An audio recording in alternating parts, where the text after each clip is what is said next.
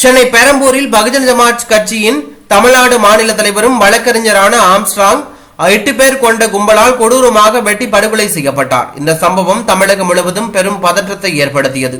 இதனையடுத்து எந்த அசம்பாவிதமும் நடைபெறாமல் இருக்க போலீசார் குவிக்கப்பட்டார்கள். இந்த கொலை சம்பவம் தொடர்பாக குற்றவாளிகளை பிடிக்க 10 தனிப்படைகள் அமைக்கப்பட்டது. இந்நிலையில் ஆம்ஸ்ட்ராங் கொலை வழக்கு தொடர்பாக ஆற்காடு சுரேஷின் தம்பி பாலு உள்ளிட்ட 8 பேர் அண்ணா நகர் காவல் நிலையத்தில் பிடிபட்டார்கள். இதனையடுத்து கைது செய்யப்பட்ட அவர்களிடம் போலீசார் தீவிர விசாரணை மேற்கொண்டு வருகிறார்கள். இந்நிலையில் ஆம்ஸ்ட்ராங்கை கொலை செய்த வழக்கில் ஆற்காடு சுரேஷின் தம்பி பரபரப்பு வாக்குமூலம் கொடுத்துள்ளார். அதில் அண்ணன் ஆற்காடு சுரேஷின் பிறந்த நாள் அல்லது நினைவு நாளுக்கு ஆம்ஸ்ட்ராங்கை கொலை செய்ய திட்டம் தீட்டினோர். இந்த சூழலில் ஜெயபால் மற்றும் ஆம்ஸ்ட்ராங்கின் ஆதரவாளர்கள் தனக்கு மிரட்டல் விடுத்தார்கள். தன்னை கொல்வதற்கு முன்னர் ஆம்ஸ்ட்ராங்கை கொலை செய்ய ஆற்காடு பாலு ஸ்கெட்ச் போட்டுள்ளார்.